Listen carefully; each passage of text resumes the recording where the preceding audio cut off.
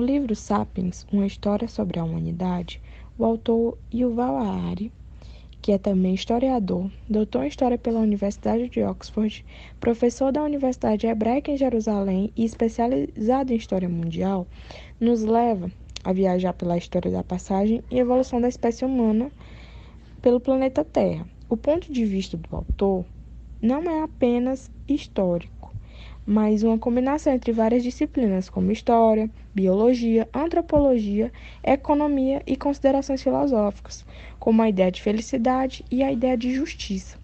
O livro trabalha 70 mil anos da história humana e inicia no contexto narrativo da primeira importante revolução que nos impulsionou adiante, a Revolução Cognitiva.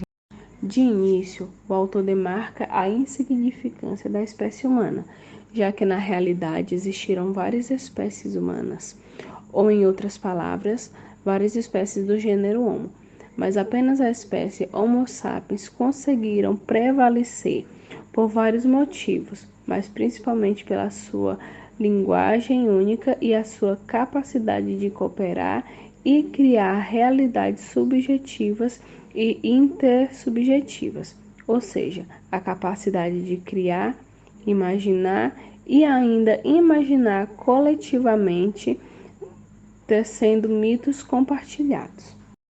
Vou falar um pouco sobre as 3 revoluções pelo qual a humanidade passou.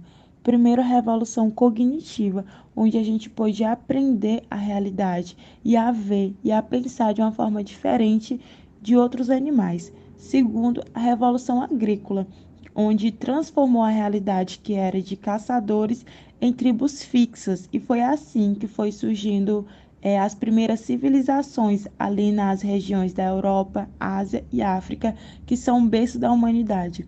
Terceiro, a revolução científica, uma verdadeira revolução com a tecnologia. A tecnologia que permitiu um crescimento da população e como nos desenvolvemos como civilizações durante todos esses anos. A partir daí, o Homo sapiens se torna a espécie mais mortífera e destrutiva do planeta Terra. O rastro deixado por eles começa a ser marcadamente um passo de destruição. O autor aborda, depois de uma série de informações e reflexões, o que ele chama de Revolução Agrícola. Há cerca de 10 mil anos, os sapiens deixaram para trás a vida de caçar animais e coletar plantas silvestres e passaram a dedicar o seu tempo e esforço à manipulação de vidas de algumas espécies de plantas e animais. O número de animais domésticos proporcionalmente aumentou e muitos foram usados como ferramentas de forças nos arados e de produção de laticídios ou tecidos. Na perspectiva do autor, a evolução trazida deu sobre a base de muito sofrimento individual no caso dos animais, fossem eles ovelhas, bois ou sapiens. Na visão do autor, nenhuma grande revolução foi feita em função de escassez de alimentos, mas para o autor também os 2 exemplos mostram princípios sem validade objetiva e que só existem na cabeça dos sapiens. Portanto, o Código era o mito como uma própria concepção de direitos humanos, que levava as pessoas a acreditar em ordens imaginadas como democracia. O cristianismo e o capitalismo é a crença que está derivada em leis naturais e imutáveis, seja no mercado, na arena política ou no tempo. Assim, para entender a história humana, é preciso tomar em consideração, segundo o autor, que não existe, nunca existiu justiça na história.